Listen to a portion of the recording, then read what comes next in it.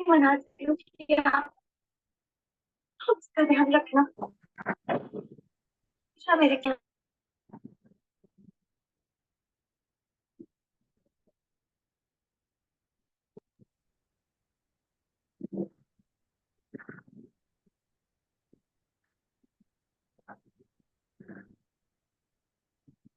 Good evening aspirant.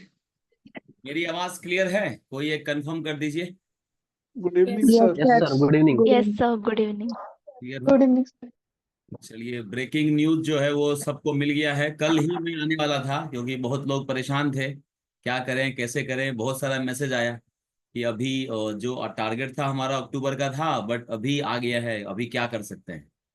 तो जो भी आपके क्वेश्चन हैं वो सभी क्वेश्चन पे हम लोग जवाब देंगे। लेकिन एक और तुम लोगों के लिए सरप्राइज ये है कि एसएससी सीजीएल में जो अभी एक बच्चा पास किया है, अभिषेक नाम है, हमारा जूनियर है, जो मेरे ऑफिस में अभी काम कर रहे हैं। तो उनको मैंने इनवाइट किया था, तो लकली वो जुड़ने वाले हैं हमारे साथ। तो पहले उनसे हम लोग सुन लेते हैं कि उन्होंने लास्ट 30 डेज क्या किया था और क्या मैसेज हो सकता है, जो जस्ट वो अभी पास किए हैं। तो उनसे हम लोग देखते हैं और फिर जो मैं लेके आया हूँ स्ट्रेटजी, फिर उस पर हम लोग बात करेंगे। ठीक है, तो सबसे पहले मैं आप सबके सहयोग से अभिषेक को बुलाना चाहूंगा। अभिषेक, आप जुड़ चुके हैं? मेरी आवाज क्लियर है? अभिषेक, आप जुड़ चुके हैं? मेरी आवाज क्लियर है? आपको सुनाई दे रहा है? Yes sir.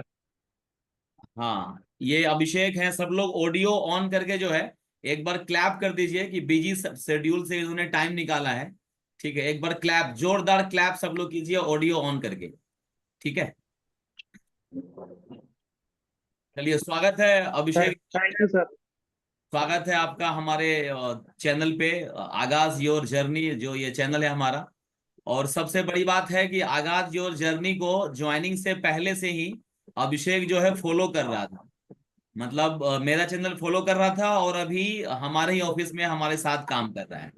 ठीक है, तो ये अलग अनुभूति होती है जब कोई आएगा बोलेगा कि हाँ आप दिवाकर सर हैं। तो ये अच्छा लगता है जब ये और इनका पूरा बैच जो है मिलने के लिए आया था मेरे से। हाँ अभिषेक, अभी जो भी बच्चे जुड़े हैं ये सब हमारे स्टूडेंट हैं। 9 यस तारीख सर। का डेट अनाउंस हुआ है। ठीक है, उसके अनुसार हम लोग बातें करेंगे, लेकिन थोड़ा सा ब्रीफ इंट्रोडक्शन अगर आप अपने बारे में बता सके। ब्रीफ इंट्रोडक्शन आपके गुड बारे। जी।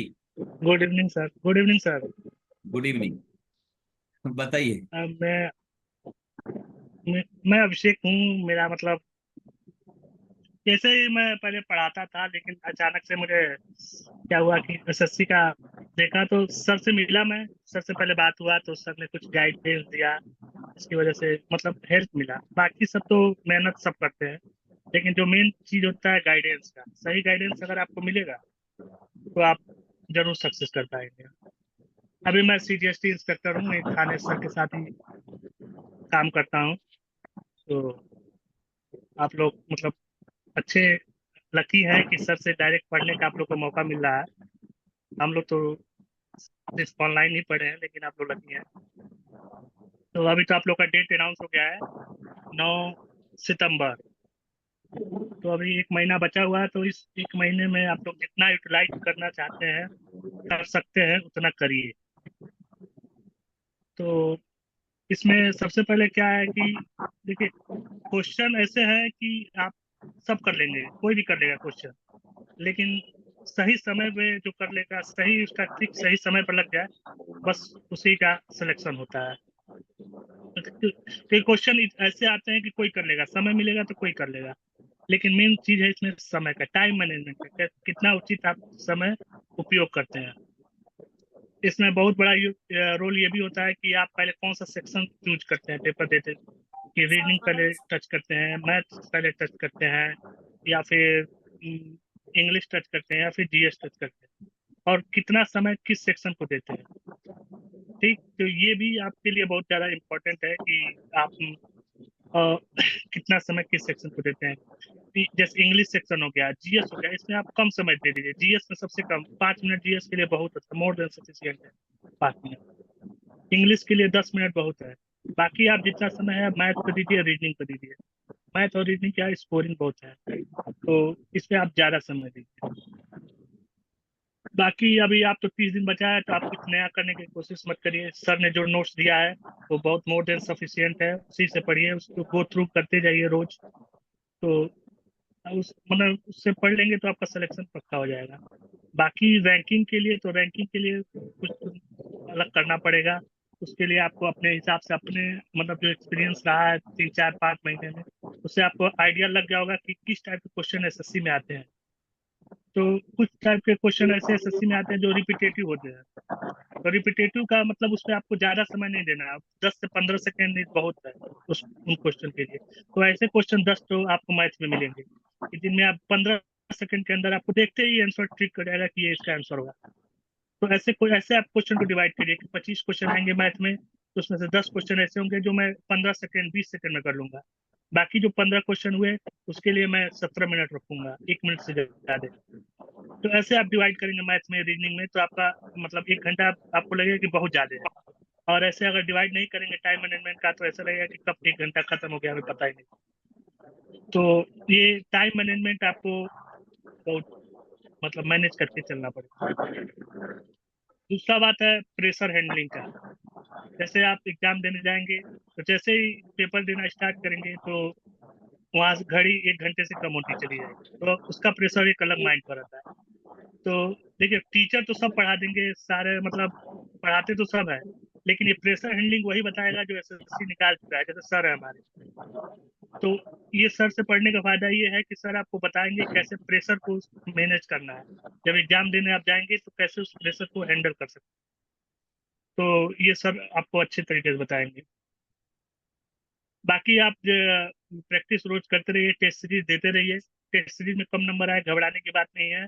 बस रोज देखते जाइए कि किस सेक्शन में आपके कम नंबर आ रहे हैं, कौन क्वेश्चन में आपको कमी आ रही है, उसको आप रिवीजन करते जाइए, सबसे पूछिए। बाकी उसमें मतलब मैथ में ऐसे क्वेश्चन आते हैं जो रिपीटेटिव होते हैं, तो आप उनको ऐसे तैयार करिए कि वो देखते ही आपको ट्रिक कर जाए कि इसका आंसर यही होगा। बाकी जीएस सबसे बड़ा खेल होता है जीएस का, क्योंकि बाकी सब तो सब कर लेते हैं, मैथ इंग्लिश रीजनिंग। जीएस जिसका स्ट्रांग रहता है वो सिलेक्शन पक्का ले जाता है। तो जीएस के लिए क्या है, जीएस के लिए कोई पर्टिकुलर ऐसा भी नहीं है कि ये हमारा बुक है, पढ़ लीजिए, आपको GS 25 से सब क्वेश्चन कर ले जाएंगे। या फिर ये मेरा है नोट्स है, इसको पढ़ लीजिए, ये कोई नहीं कर सकता है। हाँ, ये कर सकता है कि आप मेरा नोट्स पढ़िए, मैक्सिमम लड़ जाएगा, मैक्सिमम हो जाएगा। तो GS का क्या है, आप कोई भी उठाइए, GS बोरिंग भी लगता है कई बच्चों को, कई बच्चों को क्या, मैक्सिमम लोग को GS बोरिंग लगता है। तो GS के लिए आप क्या कर सकते हैं, कोई भी जैसे PDF ऑनलाइन ले लीजिए, सर से ले लीजिए, या फिर सर का नोट्स हो उसको मोबाइल में ले लीजिए। जब सोने से पहले उसको एक बार रिवीजन करते जाइए। जैसे मैथ पढ़ रहे हैं, मैथ पढ़ते समय तो ज्यादातर जो मैथ का पैसन होगा उनको नींद नहीं लगती होगी। जैसे नींद लगने लगे उसको एक बार सोने से पहले एक बार वो देख लीजिए, GS देख लीजिए। उठते उठते पहले सबसे पहले आदत बना लीजिए कि GS का मुझे 4 पेज 5 पेज आज रिवीजन कर देना है, उसके बिना मैं आगे कुछ नहीं करूंगा। तो इस तरह आपका GS तैयार होगा। और बाकी GS के लिए एक बुक पर डिपेंडेंट ना रहिए, 2-3 बुक ले लीजिए GS के लिए।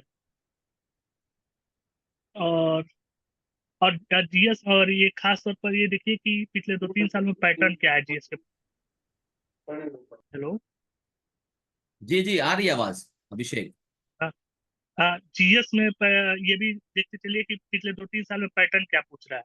जैसे पहले क्या होता था, नॉर्मल GS पूछता था, अब 2-3 साल से पूछ रहा है कि आप डीपली पूछ रहा है कि आप ये जो साइंटिस्ट है किस साल इनका बर्थ हुआ, किस साल इन्होंने ये खोज की। तो इस टाइप के क्वेश्चन को आप पहचानिए कि किस टाइप का क्वेश्चन वो पूछ रहा है, इससे आपको और मदद मिलेगी। मतलब अब थोड़ा थोड़ा डीपली GS में वो अंदर जा रहा है, क्योंकि पेपर ऐसे ही हार्ड बने। तो बाकी सर का नोट्स है उससे आप लोग रिवीजन करते रहिए, और कुछ नया पढ़ने की जरूरत नहीं है। लास्ट के 30 दिन में जो पढ़े हैं बस उसी को रिवीजन करते जाइए, और आपको अच्छे मार्क आएंगे। टेस्ट सीरीज देते रहिए, रोज एक टेस्ट सीरीज दीजिए। नंबर कम आए उससे कोई घबराने की बात नहीं है, देखिए किस वजह से कम आ रहे हैं, उसको उसी समय खत्म कर दीजिए। कि कौन से क्वेश्चन में आपको समय लग रहा है 1 मिनट से ज्यादा, जिसमें समय लग रहा है उसको किनारे कर दीजिए, उसको फिर देखिए क्यों 1 मिनट से ज्यादा लग रहा है। और पेपर देने जाइए तो अपना ईगो थोड़ा साइड में रख दीजिए कि मैं पेपर देने जा रहा हूँ, मैं ये क्वेश्चन करूंगा ही। अगर 40 सेकंड 50 सेकंड में नहीं हो रहा है तो क्वेश्चन छोड़कर आगे चले जाइए। ऐसा मत सोचिए कि मैं इतना मतलब इंटर कर लिया हूँ, ये क्वेश्चन इतना हल्का है, मुझसे हो क्यों नहीं रहा है, मैं इसी में 4 मिनट लगा दिया। तो अपना ईगो थोड़ा साइड में रखते जाइए। मान लीजिए कि मुझे नहीं आ रहा है, उसको लास्ट में समय मिलेगा तो आप देखेंगे। तो ये पेपर देने से पहले ईगो अपना थोड़ा किनारे करके चलिएगा, क्योंकि ऐसे छोटे छोटे क्वेश्चन आएंगे कि आपको लगेगा कि अरे यार मैं इतना बड़ा हो गया, मुझसे क्यों नहीं हो रहा है, मैं और थोड़ा समय दूंगा। और उसी में आपका 1 घंटा रहता है, खत्म हो जाता है। तो ये चीजें हैं, इस पर ध्यान, छोटी छोटी बातें हैं, इस पर ध्यान देने की जरूरत है। आपके मार्क्स अच्छे आएंगे। बाकी सब आपके लिए गाइडेंस के लिए है ही है। बहुत बढ़िया, सर्वे सर्वा। बहुत बढ़िया, वेरी गुड अभिषेक, बहुत बढ़िया। 3-4 चीजें थैंक यू बहुत ही सर। खास अभिषेक ने जो बताई है। पहला, नया नहीं पढ़ना है। ठीक है, सबसे ये इन्होंने अपने इसमें जो 5-6 मिनट इन्होंने बोला है उसमें नया नहीं पढ़ना है, ये ध्यान रखना। और मॉक लगाना यस है तो सर। देरी लगाना है। दूसरा बात, तीसरा जो मुझे समझ में आया कि मॉक में कम नंबर आए तो घबराना नहीं है, मॉक को सीरियसली लेना है, लेकिन मार्क्स से घबराना नहीं है। ये 3 चीज। बाकी किसी को कुछ इंडिविजुअल पूछना है तो पूछ लीजिए। अभिषेक जो है 5-10 मिनट के लिए ही आए हैं हमारे पास, तो फटाफट फटाफट जो है किसी को कुछ पूछना हो, क्योंकि ये नया एस्पिरेंट जब पास होता है तो उसका अलग चार्म होता है। देखिए चेहरे पे कितना ग्लो है अभिषेक का। ठीक है, तो नई जब जॉब लगेगी, तुम्हारी भी जब जॉब लगेगी नई नई, तो ऐसे ही आपके पास भी स्माइल रहेगा, है ना। एक सक्सेस का जो रहता है खुमार, वो खुमार आपके चेहरे पे दिखेगा। अभी सब मुरझाए हुए हो कि रिजल्ट कब होगा, बेरोजगार हैं, कब नौकरी लगेगी, पापा बार बार बोल रहे हैं, मम्मी बार बार बोल रही है। तो जो खुशी है सक्सेस की, वो आपको ऐसे ही दिखेगा। जी बताइए, कौन सबसे पहले पूछने जा रहा है पहला क्वेश्चन? किसी के मन में यस कोई सर, भी मैं सवाल हूँ। हो अभिषेक से पूछने के लिए? जी। हेलो, आवाज आ रही है सर? हाँ आ रही है हाँ बोलो। ओमकार। हाँ ओमकार पूछो। Yes sir. हाँ सर, मैथ का मतलब रिवीजन कैसे करने का, और टॉपिक्स मतलब सिर्फ व्यू करते जाना है जो अपना नोट से, आपको जितने भी टॉपिक्स है उसके पार्टिकुलर 5-10 क्वेश्चन भी सॉल्व करते रहना है अपने को। ओमकार तुम्हारी आवाज मुझे लगता है क्लियर नहीं आ रही है। सुन पाए क्या बाकी लोग कोई, या अभिषेक? हाँ सर। स्पीकर पे क्या अभी? आई थिंक क्लियर रहेगा। हाँ हेलो। ओमकार, दोबारा से पूछिए, जल्दी पूछिए। ये सर अभी क्लियर है वॉइस? हाँ क्लियर है, बोलिए। हाँ सर, जो मैं पूछ रहा हूँ कि मैथ का इतने सारे मतलब 20-25 पूरे टॉपिक से, तो उसके पर डे के क्वेश्चन सॉल्व करने चाहिए या फिर जो नोट्स है अपना उसको सिर्फ देखते हुए आगे बढ़ना चाहिए? अच्छा, मैथ्स का स्ट्रेटजी, जी अभिषेक। हाँ, उसमें क्या है, आप एक बार नोट्स देख लीजिए। उसके बाद आप ऐसा टॉपिक वाइज आप क्वेश्चन रेयर उठाइए। आप ऐसा उठाइए 25 का सेट उठाइए जिसमें सारे मिक्सचर हो। ऐसा नहीं आप जैसे एक टॉपिक का उठाएंगे तो 2 क्वेश्चन शुरू का टफ लगेगा, लेकिन बाकी उसके बाद सब कर ले जाएंगे। मैटर कहाँ फंसेगा, जब एक साथ आप सारे मिक्सचर क्वेश्चन उठाएंगे, जैसे उसमें एचसीएफ एलसीएम सारे क्वेश्चन हो, 3D 2D, तब आपका दिमाग का असली टेस्ट होगा कि आप मतलब इतना कम समय में इस क्वेश्चन से दूसरे ट्रिक पर कितना जल्दी जा पा रहा है। क्योंकि यहाँ एसएससी में सिर्फ मैथ में ट्रिक का कमाल है। कितना जल्दी आपके दिमाग में स्ट्राइक कर गया ट्रिक, उतना ज्यादा आपके नंबर आएंगे। तो आप ऐसा करिए, आप डेली मतलब टेस्ट सीरीज लगाते जाइए और उसमें देखिए किस मतलब सेक्शन में आपकी कमजोरी है। जैसे मैथ में किस टॉपिक में, CF LCM 3D 2D trigonometry, किस सेक्शन में आपके क्वेश्चन हर टेस्ट सीरीज में फंस रहे हैं, तो उस पर आपको ज्यादा ध्यान देने की जरूरत है। बाकी सारे सेक्शन में कुछ ऐसे क्वेश्चन आते हैं जो फिक्स हैं। मैथ में भी हर एक टॉपिक पे कुछ क्वेश्चन फिक्स हैं जो वही आएंगे।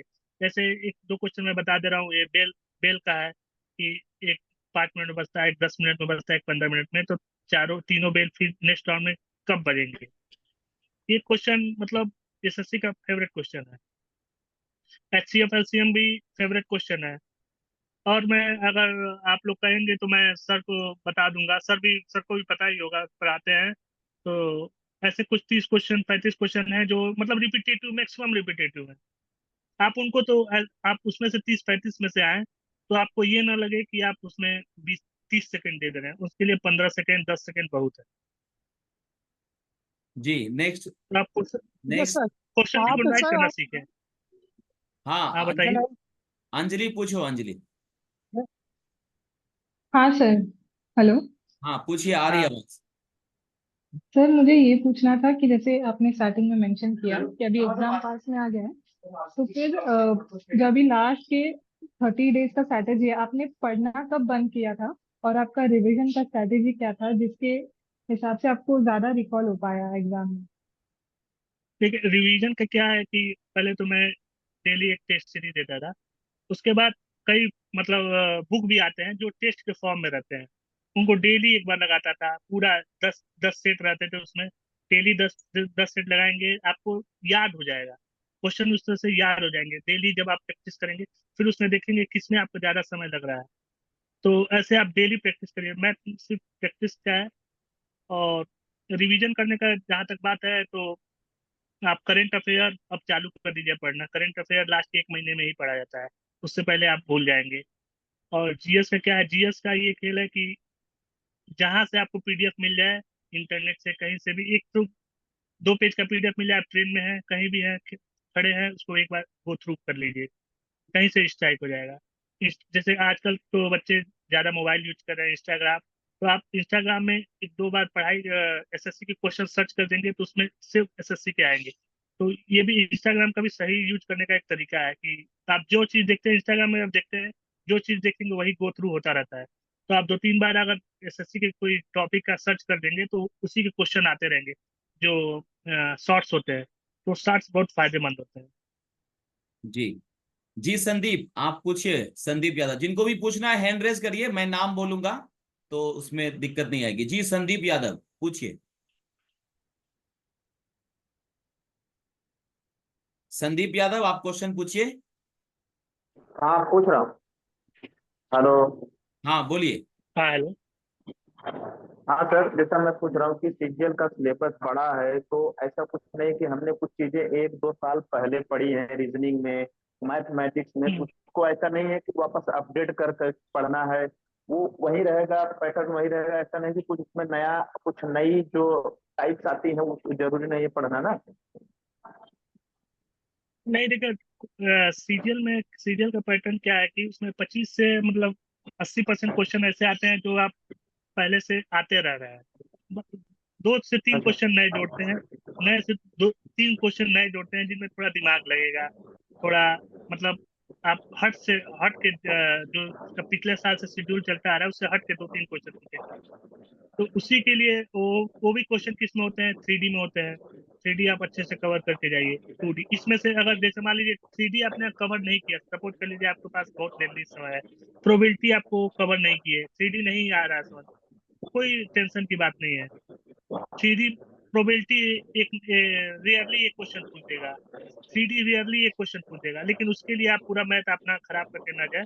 अगर 3D और प्रोबेबिलिटी तो ज्यादातर बच्चों को मतलब मुश्किल हार्ड लगता है प्रोबेबिलिटी, तो और 3D भी थोड़ा हार्ड लगता है। तो अगर ये हार्ड लगता है तो आप इसके मतलब ये ना सोच के चले कि हमें टॉपिक छूट गया, हमें ये नहीं आता, मैथ में हम कम पढ़े हैं, ये पढ़े हैं। ऐसा अगर उस दिन का लक का बात है, अगर आपके मतलब पेपर में वो आ भी नहीं सकता है, कोई जरूरी नहीं है प्रोबेबिलिटी आए भी आपके कुछ एक नंबर अब आएगा भी तो सिर्फ 2 नंबर का, उसके लिए आपने टेंशन उन्सन लेने की जरूरत नहीं है। जी, नेक्स्ट क्वेश्चन वैष्णवी। वैष्णवी पूछो आपका सवाल।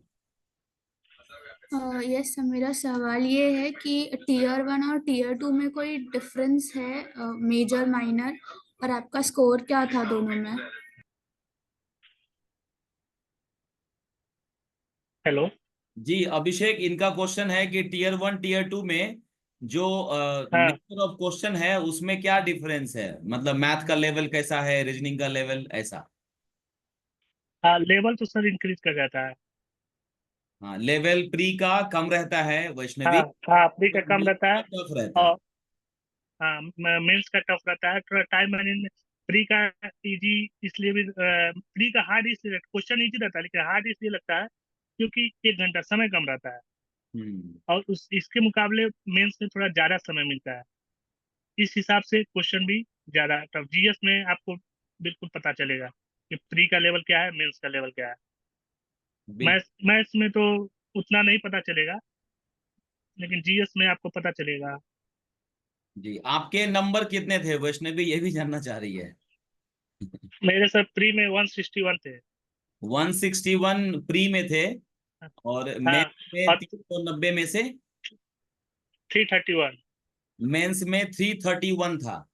तो जो लोग हाँ मॉक लगा रहे हैं उनको समझ में आ जाएगा कि 331 हाँ, नंबर लाना पड़ेगा उनको। ठीक है, और प्री और में 330 1 था तभी क्वालिफाई हुए हैं। जी अभिषेक। और 331 के बाद कंप्यूटर में अलग से पास रहना होता है। हाँ, 331 हो गया आउट ऑफ 390, और कंप्यूटर जो है हाँ वो अलग से 20 क्वेश्चन है, जिसमें कम से कम हाँ 25 से 30 नंबर लाना होता है क्वालिफाई करने के। हाँ। ठीक है, next question thank you sir. Hurucha. हाँ हुरुचा पूछो। अ, सर अभी मैं मॉक टेस्ट दे रही हूँ रोज दो दो कभी तीन। हम्म, कभी मेरा स्कोर 150 आता है, कभी 164 आता है, कभी 153 आता है। मतलब ऐसे फ्लक्चुएट होता है, तो उस पे कैसे हम्म। वर्क करे?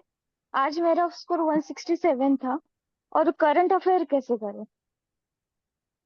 देखिए 167, ये मतलब ये जो टेस्ट सीरीज जो होती है ये अपने हिसाब से बनाई जाती है कि बच्चे, ये मैक्सिमम जो पेपर आता है उससे हार्ड ही रहते हैं। जैसे आपका 160 के 150 के अराउंड आ रहा है, तो आपका ऐसे अगर चलता रहा तो मेन प्री में आपका नियरली 170 तक आएगा, 170 180। अब प्री का तो मतलब चिंता करने की जरूरत भी नहीं है, पहले आता था प्री का फाइनल मार्क में जोड़ा जाता था, अब नहीं जोड़ा जाता है। तो प्री आपको बस क्वालिफाई करना है, 150 से ऊपर लाना है।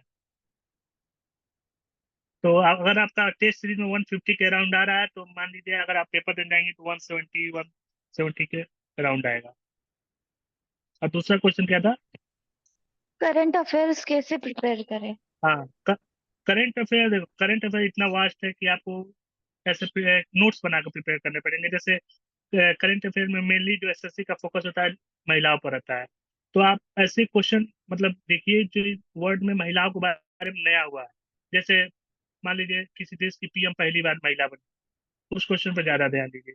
जो भी चीज महिलाओं के बारे में नया हुआ है, ठीक, उस हिसाब को वो आपको पहले देखने की जरूरत है। और दूसरी बात, आप ऐसे लिस्ट बना लीजिए क्वेश्चन की, जैसे कि अ, जितने भी युद्ध अभ्यास होते हैं भारत के, उनका क्या नाम है, कब हुए, आर्मी के हैं, नेवी के हैं, एयरफोर्स के हैं, इस टाइप के। और ये ऐसे बना लीजिए, ये जो फेमस टेम्पल है वो कौन बनाते हैं। इस टाइप का अगर टॉपिक वाइज अगर आप तैयारी करेंगे तो आपको अच्छे से तैयारी होगी। क्या भारत ने कितने मिसाइल बनाए हैं, मिसाइल मतलब किस रेंज के हैं, और पर्टिकुलर जैसे मिसाइल पूछ देता है कि ये जमीन हवा से हवा मार करता है कि हवा से ऊपर मार करता है। इस टाइप का टॉपिक वाइज बना के करंट अफेयर तैयार करेंगे तो आपका बुक आता है एक, याद नहीं आ रहा है बुक का नाम, उसमें अच्छा दिया रहता है, टॉपिक वाइज ऐसे दिया रहता है, आप टॉपिक वाइज वो पढ़ेंगे तो अच्छे से याद आएगा। और कितने इस साल कितने बुक जो हुए 1-2 साल के अंदर, फेमस फेमस बुक राइटर्स के बुक कौन आए, ऑटोबायोग्राफी कौन सी फेमस आई, इसको एक जगह लिख लीजिए, कहीं उठिए आज देख लीजिए कि ऑटोबायोग्राफी पन्ना पलट के देख लीजिए ऑटोबायोग्राफी किसकी आई, वो एक बार गो थ्रू हो गए।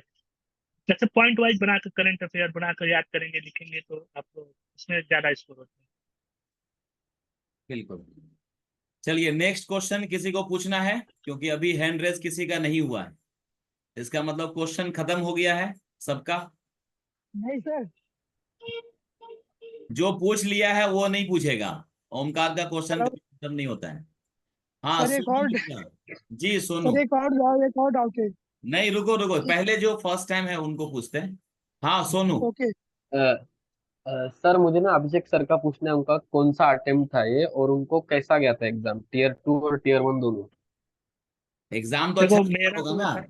अरे एग्जाम अच्छा गया तभी तो 161 लेके आए, और 3-3। नहीं, वैसा वैसा नहीं, मतलब उनको, नहीं, मतलब वो उनके वे में मेरा उनको कैसा गया था। अच्छा जी अभिषेक। मेरा सेकेंड अटेम्प्ट था। मेरा सेकेंड अटेम्प्ट था, मैंने 21 वाला दिया था, तो उसमें क्या बोलते हैं, ऐसे राइटिंग तक मतलब पूरा गया था। ऐसे राइटिंग में जो प्री का मेरा थोड़ा नंबर कम था, इसकी वजह से मेरा उसमें सिलेक्शन नहीं था, क्योंकि 21 वाले में क्या था ना, प्री मेंस और ऐसे सब जोड़ा जाता था। मतलब टायर 2 में तो अच्छे नंबर आए थे, लेकिन चूंकि टायर 1 में कम नंबर आ गए थे इसलिए सिलेक्शन नहीं हुआ था। और अब 22 में दिया तो उसमें टायर 1 में कोई इशू नहीं था, टायर 2 में भी अलग अलग था, टायर 1 का मार्क्स जुड़ता नहीं था, तो टायर 2 का बस उसमें दिया, उसमें आ गया। मेरे भी मतलब टेस्ट सीरीज देने में कम नंबर आते थे, तो मैं भी घबरा जाता था, टेस्ट सीरीज में कम नंबर आए क्या करें अब कैसे करें। लेकिन आप प्रैक्टिस करते रहिए, आप टेस्ट सीरीज में देखिए कौन से क्वेश्चन नहीं हो रहे हैं। अगर ऐसा नहीं है कि एक टेस्ट सीरीज दिए देखने लगे, 2-3 टेस्ट सीरीज देखिए, अगर क्या वो क्वेश्चन रेगुलरली आपसे नहीं हो रहा है, जैसे एक मान लीजिए ट्रिग्नोमेट्रिक क्वेश्चन दे रहा है, हर बार ट्रिग्नोमेट्रिक क्वेश्चन में आपको 1 मिनट लग रहा है, 2 मिनट लग रहा है, तो फिर आपको ट्रिग्नोमेट्री में इशू है, आप उसको जाइए सही करिए, फिर आकर चौथा टेस्ट सीरीज देखिए देखिए फिर ट्रिग्नोमेट्रिक क्वेश्चन आ रहा है तो उसमें आपको मतलब आसानी से हो पा रहा है कि नहीं। चलिए। और एक जी सर, फार्मूला थैंक का यू सर। एक इकट्ठा बना लीजिए, फार्मूला का इकट्ठा बना लीजिए कि फार्मूला के जब भी आधा घंटा समय हो उस फार्मूला को एक बार गो थ्रू हो जाए। वो आदित्य रंजन सर का बुक मैंने रेफर करता हूँ, फार्मूला बुक उनका, हाँ वो बढ़िया है, आप क्या कर सकते वही प्रिफर करता हूँ मैं मैथ्स के हैं ना। फार्मूले के हाँ लिए। हाँ अच्छा है वो। चलिए और किसी को कुछ पूछना है, और किसी के मन यस में सर। कोई सवाल, ओमकार को छोड़ यस के। सर। रुको ओमकार रुको। पूछने दीजिए सर। ओमकार के पास कभी क्वेश्चन खत्म नहीं होता है। हाँ बाकी लोग, और किसी को जो फर्स्ट टाइम जो नहीं पूछे हैं अभी तक, सबके हेलो सर। सवाल खत्म हो गए। हाँ हाँ सर, मुझे पूछना था। सर अपना ने नाम एसएससी बता दो, एमटीएस का पहले एग्जाम। नाम बताओ, तुम्हारा नाम लिखा हुआ आकाश नहीं। Akash Akash sir. Akash. Yes sir. हाँ आकाश पूछो। सर मुझे एसएससी एसएससी एमटीएस के रिगार्डिंग डाउट था। सर ने एसएससी एमटीएस का एग्जाम निकाला था क्या? नहीं यार, नहीं दिया था। नहीं दिया था। और सर इसका एसएससी एमटीएस का एग्जाम होने का चांसेस कब तक है? वो डेट तो दिया हुआ है एसएससी ना। एमटीएस का मुझे अब कुछ आइडिया नहीं है एसएससी तुमको एमटीएस का। आइडिया नहीं है, एमटीएस का अक्टूबर में है। ये सेशन जो है एसएससी सीजीएल से रिलेटेड है, तो एसएससी सीजीएल वाला ही फोकस करें, ज्यादा अच्छा है। एसएससी सीजीएल से रिलेटेड कोई क्वेश्चन है किसी के मन में, या अभिषेक को छुट्टी दे दूं? नहीं सर, मैं हूँ ना। एक सर, डाउट सर बाकी एक है सर मेरा। क्वेश्चन था मेरा। बोलो वैदेही। सर एक्चुअली मुझे पूछना था कि अभिषेक इन्होंने अपना प्रिपरेशन एग्जैक्टली कब स्टार्ट किया, और मतलब उनका बेसिक कवर होने में उनको कितना टाइम लगा और फिर प्रैक्टिस के लिए कितना टाइम लगा एग्जैक्टली। अच्छा अभिषेक, आप तैयारी जब शुरू किए थे मतलब तुम्हारा पूरा इंटरव्यू लेना पड़ेगा मुझे। और वो सक्सेस स्टोरी का क्वेश्चन रहता है जो वैदेही जानना चाहते हैं। तो थोड़ा सा तुम्हारा कैसे मैंने हाँ प्रिपरेशन का बता दो थोड़ा सा कि कब एसएससी के बारे में जाने और कैसे कैसे तैयारी की। एसएससी के बारे में सर जानना, तो एक मेरा मतलब कलीग था, उसने मतलब निकाला तो मुझे भी पता चला। मैं भी इंजीनियरिंग बैकग्राउंड से हूँ। ये लोग का सब बैकग्राउंड क्या है, वैदेही इन तुम्हारा लोग का बैकग्राउंड? बीकॉम वाले नहीं, ज्यादा बाकी लोग का सब। सर बीकॉम मेरा। यहाँ बीकॉम। बीकॉम वाले ज्यादा है, मैंने अंदाजा ही बोला, वैदेही भी बीकॉम वाली है। हाँ तो इसमें कुछ लोग इंजीनियर भी होंगे। हाँ, रुचा तो इंजीनियर है जी। तो इंजीनियर के क्या है कि उनका थोड़ा मैथ और रीजनिंग में थोड़ा अपर लेवल रहता है। हाँ तो मेरा एक फ्रेंड कलीग था, उसने एसएससी निकाला, तो मैंने इसका सिलेबस देखा, तो मैथ, रीजनिंग, इंग्लिश, तो मैंने जब पेपर उसका देखना स्टार्ट किया तो मुझे अच्छा लगा कि आसानी से हो सकता है। फिर मैंने अभी तक, मैं आपको रियली बता रहा हूँ सर, रीजनिंग में मैंने आज तक कभी नहीं पढ़ा। एग्जाम के समय में मैं रीजनिंग बिल्कुल नहीं पढ़ता था, क्योंकि रीजनिंग क्या है, रीजनिंग आपका कॉमन सेंस है। अब एक दो क्वेश्चन छोड़ के आपको कितना जल्दी स्ट्राइक कर जाएगा रीजनिंग में। आप रीजनिंग के ऐसे ऐसे क्वेश्चन है, आप एक एक दिन बैठ जाएंगे ना, अगर स्ट्राइक नहीं किया तो आपको नहीं होगा। तो रीजनिंग का क्या है, आपको स्ट्राइक के ऊपर, अगर आपका मैथ तेज है तो ऑटोमेटिकली आपका रीजनिंग तेज हो जाएगा। अगर आपने मैथ पर ज्यादा फोकस किया और रीजनिंग पर थोड़ा सा कम कर दिया तो रीजनिंग अपने आप तेज हो जाएगी मैथ की वजह से। मैथ, रीजनिंग में 40% मैथ ही आता है। तो आप जैसे एचसीएफ एलसीएफ के कुछ क्वेश्चन ऐसे होते हैं जो कभी कभी रीजनिंग में पूछ देते हैं।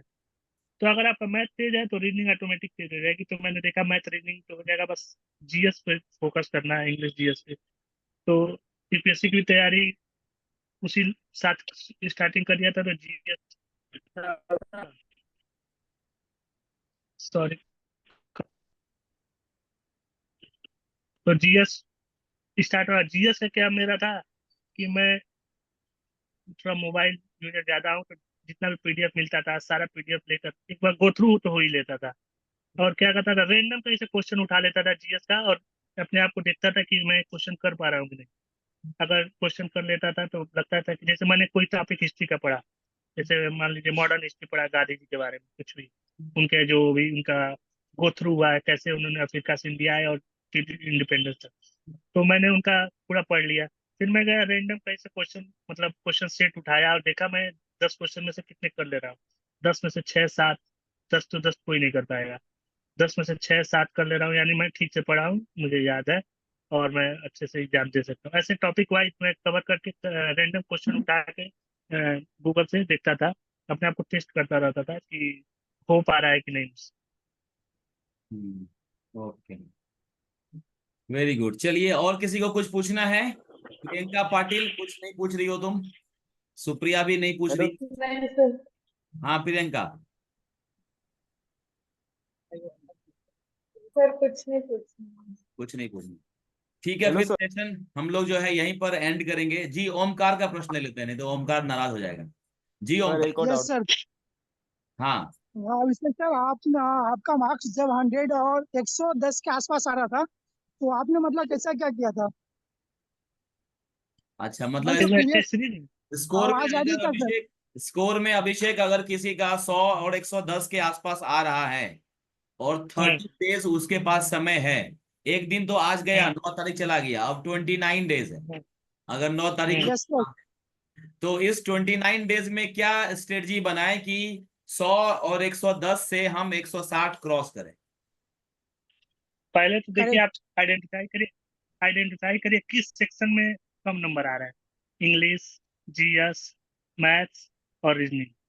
अगर आइडेंटिफाई हो जाता है तो फिर जैसे आपको मान लीजिए पता चला मैथ में कम नंबर है सब, तो फिर आप मैथ के कोई क्वेश्चन उठाइए। जैसे अभी किसी ने बताया आदित्य रंजन का अच्छे बुक आते हैं, गगन प्रताप के अच्छे बुक आते हैं, अभिनव मैथ्स के भी अच्छे बुक आते हैं।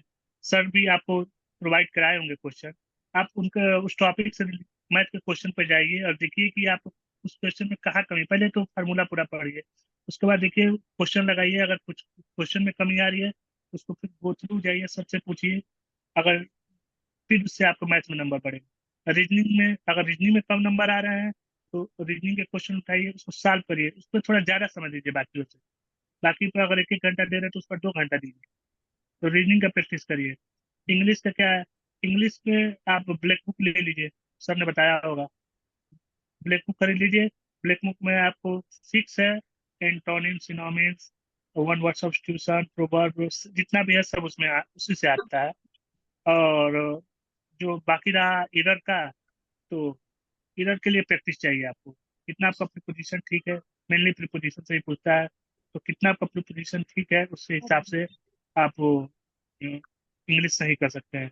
और जीएस के लिए तो मैंने बताया ही आपको कि जीएस का क्या है ना, जीएस से कोई ये नहीं कर सकता है कि ये मेरा बुक पढ़ लो, इस 25 से 25 चाहे 30 से 30 क्वेश्चन आप कर लेंगे। आपको जो टॉपर भी होते हैं ना वो 15 से 20 क्वेश्चन ही करते हैं जीएस में, लेकिन बाकी उनका तगड़ा रहता है, जिसकी वजह से उनको फायदा होता है। तो आप ऐसा करिए कि 15 क्वेश्चन लेके चलिए, बोनस हो जाएगा तो आपके लिए फायदा है। आप ये ऐसा मत जीएस में लेके चलिए कि उस समय पेपर देने जब आप जाएंगे तो आपको ऐसा लगेगा अरे ये भी सही नहीं लग रहा है। इतना क्लोज क्लोज ऑप्शन रहता है कि लगता ही है कि ये सही है, हमारा आंसर सही है, जब बाहर आकर मिलाएंगे तब आपको लगेगा अरे ये हो सकता है। तो जीएस का क्या है, जीएस में आपको बताया ना, मैं ईगो लेकर नहीं चलना है कि मुझसे हो ही जाएगा ये। आपको ईगो साइड में रख कर एग्जाम देने जाना है, बिल्कुल। चाहे कितना भी आसान हो। जैसे एक मैं आपको एग्जाम्पल देता हूँ कि क्वेश्चन आता है कि गांधी जी ने अपना यात्रा कहाँ से स्टार्ट किया था, जो नमक यात्रा था। तो उसमें क्या है, आपको आता रहेगा क्वेश्चन कि मान लीजिए कहीं से स्टार्ट, ऑप्शन इतने क्लोज रहते हैं ना कि आप कंफ्यूज हो जाएंगे, दांडी से स्टार्ट किया, साबरमती से स्टार्ट किया, कहाँ से स्टार्ट किया, और 2 ऑप्शन और रहते हैं। इसमें कई लोग, मैक्सिमम लोग गलत करके चले आते हैं। तो आप ऐसा जीएस में क्या है, अगर आपको पक्का हो तभी आप छुइए, वरना अवॉइड करिए। बिल्कुल। सर इंग्लिश में ना एक्चुअली बहुत ज्यादा रॉन्ग हो जाते हैं। इंग्लिश में, हाँ इंग्लिश में रॉन्ग हो जाते हैं सर। इंग्लिश में और आप बाकी देखिए रीजनिंग में ब्लैक ना, बुक। रीजनिंग और रीजनिंग के सेट में क्या होता है, रीजनिंग के सेट में ना कभी कभी 47.5 भी आ जाता है और 50 भी आ जाता है, और कोई कोई सेट में ना 30 के आसपास ही, मतलब आप धराशायी हो जाते हैं सर 30 में ही। तो उसका क्या और है ना, मैथ में आपकी कोई गलती नहीं, आपकी कोई गलती नहीं। वो जो टेस्ट सीरीज बनाया है ना, उसमें क्या होता है, कोई सेट हार्ड बना देता है, कोई इजी बना देता है। जैसे उसको पेपर तो एक लेवल का सेट करना है ना, तो कभी में रीजनिंग टफ कर देता है, किसी में जीएस टफ कर देता है, किसी में इंग्लिश टफ कर देता है, ऐसे करता है। और मैथ में यानी सर आपका रीजनिंग 35 ही ठीक है। मतलब, और मैथ में हाँ, मैं 35 तक ही हाईजेस्ट जा रहा है। 35 हाईजेस्ट, तो आप उससे से ऊपर अभी तक गया नहीं कोई भी मॉक में। तो आप देखिए आपके जो 20 नंबर कट रहे हैं ना, किस सेक्शन से कट रहे हैं, उस सेक्शन में आपने और, फार्मूला जो भी होता है वो पढ़ लीजिए। फार्मूला तो आपको याद रहना चाहिए, ठीक। और जो 20 और नंबर सर वो जैसे आपने बताया प्रैक्टिस। ना 30, हाँ जो आपने बताया ना कि मेरे 35 नंबर हाईएस्ट आ रहा है, तो यानी आपके एवरेज आ रहे होंगे 25 के आसपास। तो आप देखिए कि आपके 25 नंबर कहाँ कट रहे हैं, उस पर सुधार करिए। आप जो जैसे मान लीजिए ट्रिग्नोमेट्री या फिर कोई भी सेक्शन कट रहा है, उसमें आप प्रैक्टिस थोड़ा ज्यादा कीजिए। क्योंकि मैथ स्कोरिंग है, मैथ में आप ऐसा नहीं कर सकते कि मैथ मैं जीएस में पूरा कर लूंगा, इंग्लिश पूरा कर लूंगा, रीजनिंग पूरा कर लूंगा, मैथ में थोड़े कम नंबर भी आए। तो ऐसा नहीं, मैथ में तो आपको कम से कम 40 नंबर लेके चलिए, क्योंकि लाना, मैथ स्कोरिंग होता है। मैथ के बिना हाँ, नहीं होगा, लाना ही पड़ेगा, मैथ में 40 तो हाँ, चाहिए। मैथ में लाना ही पड़ेगा। नेक्स्ट तो आप क्वेश्चन। देखिए कि किसमें चांचल। किसमें आपकी कमी हो। जी अभिषेक। हेलो। चांचल पूछो अपना क्वेश्चन। जी। हाँ सर, गुड इवनिंग। एक्चुअली मेरा ये क्वेश्चन था कि आपने कभी प्रिपरेशन आपका स्टार्ट